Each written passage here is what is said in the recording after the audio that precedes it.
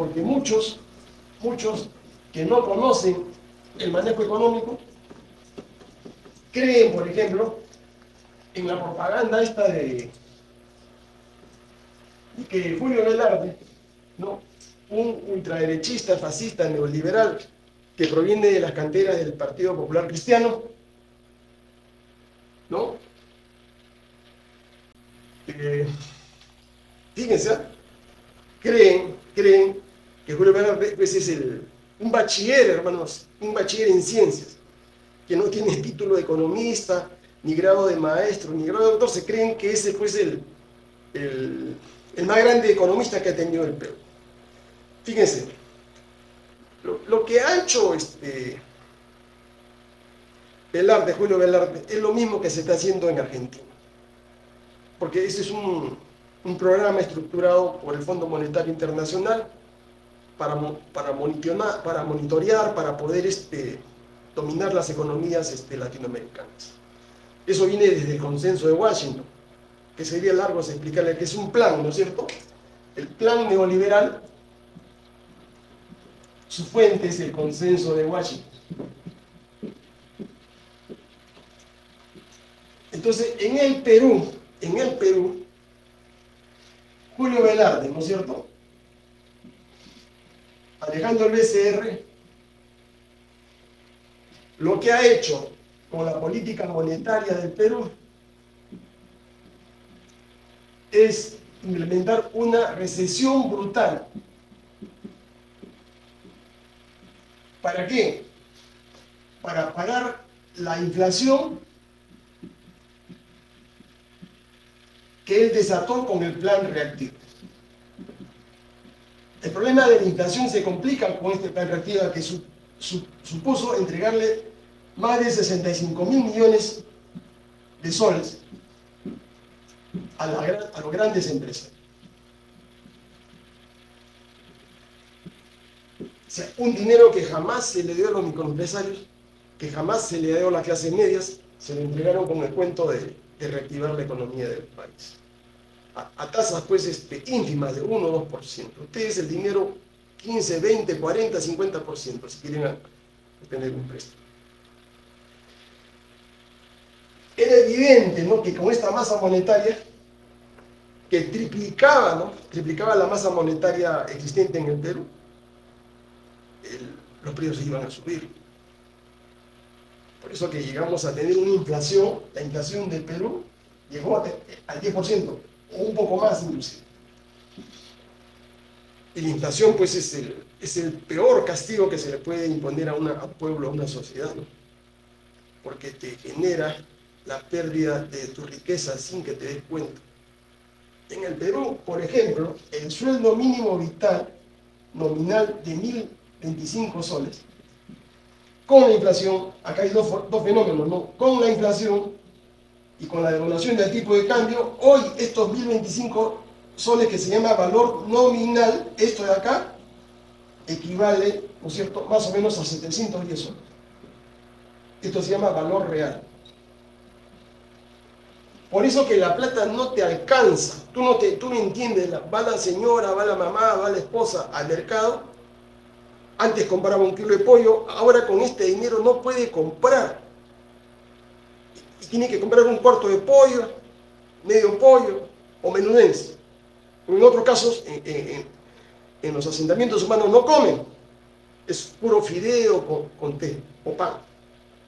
Entonces, esto es una decisión criminal que adoptó Julio Velarde, ¿no?, al generar esta inflación a través del plan reactivo. Y como las cosas iban a empeorar, recurrió a la política ortodoxa, ¿no es cierto?, que todos ustedes conocen. ¿Cuál es la política ortodoxa neoliberal del Fondo Monetario? Recesar la economía. Pero cuando tú recesas la economía, lo que haces es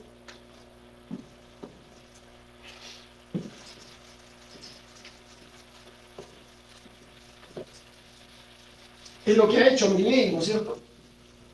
Es lo que ha hecho Milei en Argentina. ¿Qué es lo que, cuando tú recesas la economía, ¿Para qué? Para parar la inflación.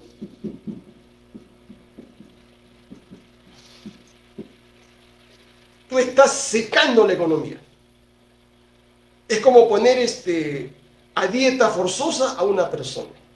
No come, pesa 120 kilos, quiere bajar de peso, no come, o dieta líquida. Eso pues es una brutalidad en economía, ¿no? Es atentar. ¿Por qué? Porque la recesión, ¿qué va a generar? Va a generar menor consumo. Al haber menor consumo, va a haber menor producción. Al haber menor producción, las empresas van a incrementar su capacidad instalada, ociosa. Por ejemplo, acá en el Perú, la capacidad instalada ociosa está más o menos en el orden del 45%.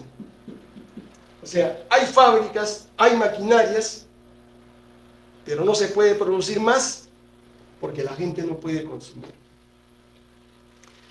Entonces, ¿qué cosa hace el empresario? El empresario dice, ¿no? Si no hay consumo, entonces ¿para qué voy a producir más? ¿Para qué voy a invertir más? Son tan bestias que no entiende.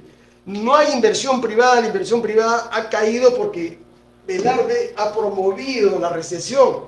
Y cuando tú promueves la recesión, ningún empresario se va a atrever a invertir más, porque tiene capacidad instalada ociosa. ¿Para qué vas a traer más máquinas? ¿Para qué vas a traer más camiones? ¿Para qué vas a traer más insumos si la gente no consume? Hay una caída de la demanda. Eso es lo que ha generado Velarde. Entonces, por el contrario, ustedes lo están viendo, lo que hace el empresario o cualquier microempresario es reducir personal. Si antes en un restaurante, ¿no?, en una panadería tenías 10 empleados o 10 trabajadores, botas a 5 y te quedas con 5 porque si no vas a quebrar. Y las empresas como en Argentina, ¿no?, ante esa caída de consumo, en su mayoría, las que no tienen capital de trabajo han quebrado, ¿no? De 1000 empresas quiebran 400, 500, 600. Entonces de acá cierran empresas, ¿no? Si cierran empresas, aumenta el desempleo. Y si aumenta el desempleo, vas a tener dos factores, ¿no es cierto? Uno, incremento de la delincuencia, incremento de la informalidad. Por eso estos no entienden, no se dan cuenta que la informalidad en el Perú es un problema estructural, que es irresoluble mientras que el Perú no se industrialice. Ya, yo desafío a cualquiera con cifras. La informalidad no se soluciona con subsidios, con bonos. La informalidad se soluciona con empleo digno, con empleo productivo, con sueldos adecuados para la población. Entonces, cuando un trabajador, una persona, tiene un empleo adecuado, ya no le interesa ser ambulante y se va por un trabajo seguro. El trabajo informal, el trabajo de ambulante es un trabajo de sobrevivencia, hermanos, porque el mercado laboral no te da posibilidades de poder tener un trabajo. ¿Y qué cosa es lo que haces? Pues te conviertes en un delincuente, pero por instinto de supervivencia, los seres humanos no nos quedamos en nuestras casas a esperar la muerte en la cama sentados. Hacemos lo último, ¿no es cierto?, para poder seguir viviendo. Entonces, cuando tú has generado el desempleo, baja la inversión. Baja la inversión. Entonces, esta gente, ¿no es cierto?, estúpidamente cree que la inversión privada es consecuencia de la incertidumbre política, del riesgo político. Por eso que hemos caído en las calificadoras de mentira, es falso. Sí ha habido riesgo político en el año 90, ha habido riesgo político con el golpe de 5 de abril, ha habido incertidumbre en la época de García, En la época de PPK, no quieren invertir porque no hay demanda. Menor consumo significa menor demanda. ¿Ya? Eso, escúchame, hermanos, eso, por acá tengo el libro. Eso lo ha estudiado, ¿no es cierto?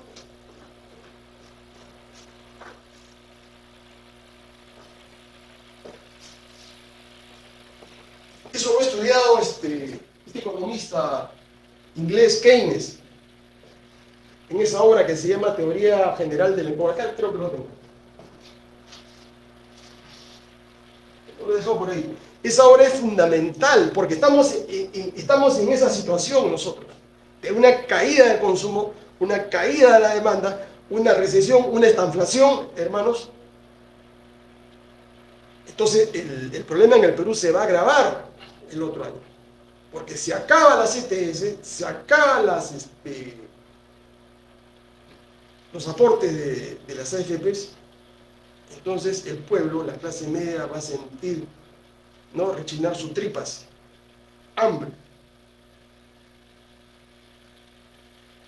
Y la única posibilidad para salir de esta trampa, ¿no es cierto?, es aplicar otra política económica de reactivación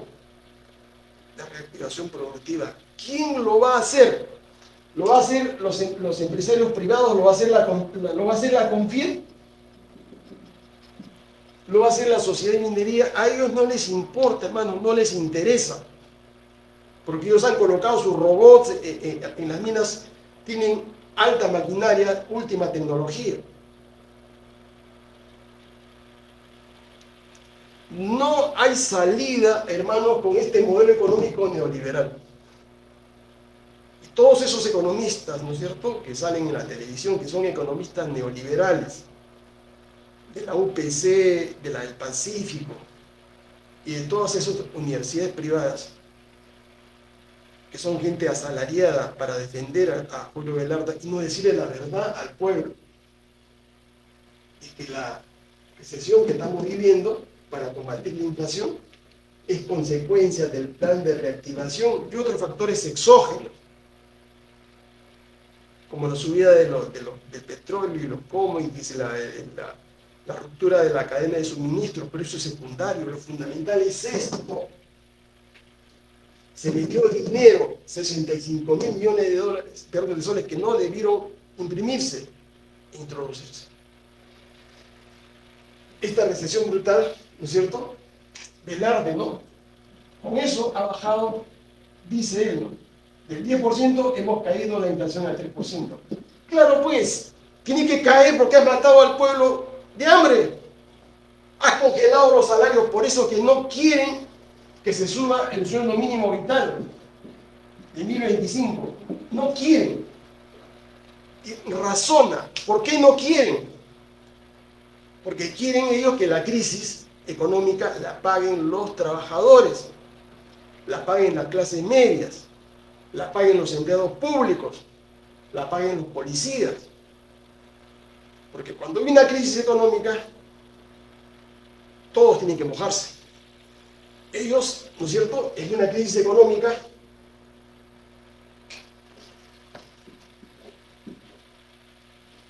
una parte es de los empresarios, de los capitalistas, y otra parte es de los trabajadores. La pérdida tiene que ser a ambos lados, pero ellos quieren que el trabajador asuma el 100% de los costos de esta crisis y dejan intacto, ¿no es cierto?, las ganancias, las utilidades. Y cuando uno le habla, ¿no es cierto?, de que aumenten los sueldos y salarios, salen con este argumento, ¿no es cierto?, totalmente lógico, entiendan. Ellos dicen, no, nosotros subimos los salarios si es que se aumenta la productividad. Esa es la condición. O sea, si no hay aumento de productividad, no hay aumento de salario. O sea, ¿qué te están diciendo, hermano? Ábrete los ojos, trabajador, empleado. Allá, tú trabajas 8 horas, tienes que trabajar 2 horas más o 3 horas más. Porque con un trabajo adicional, con horas de trabajo adicional, ahí se puede levantar la producción. Para incrementar la productividad, te congelo los salarios. No puedes pedir aumento, ¿no? Porque estás atentando contra la estabilidad económica. Entonces, es la política del cholo barato.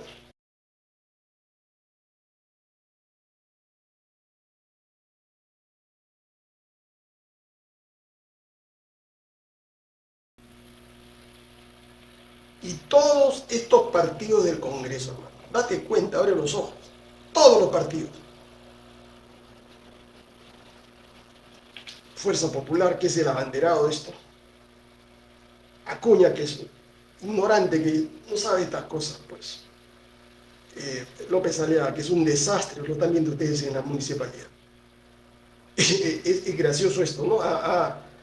Ha comprometido a la municipalidad, a los 12 limeños los ha comprometido en una operación de préstamo de cerca de 4.000 millones de soles, dice él, para hacer obra pública. Eso es un negocio, hermano. Eso es un negocio. ¿Qué obra pública se va a desarrollar si no existen los planes técnicos, los proyectos de obras? No existen. Recién van a tratar, ¿no es cierto?, de armar uno que otro proyecto. No hay estudio de factibilidad, no hay nada.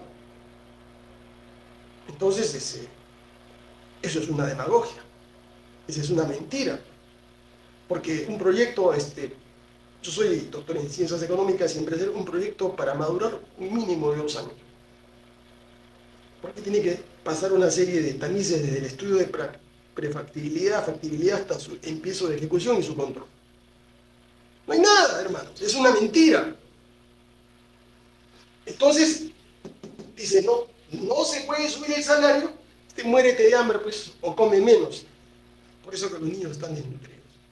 Entonces, toda esta política económica, hermano, entiende, no cierres los ojos. Este modelo económico neoliberal,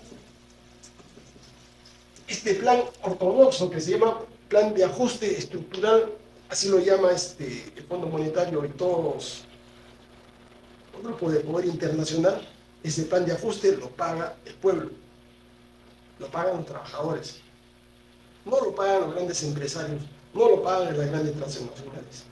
Y esas grandes corporaciones que aplican este plan tienen acá, ¿no es cierto?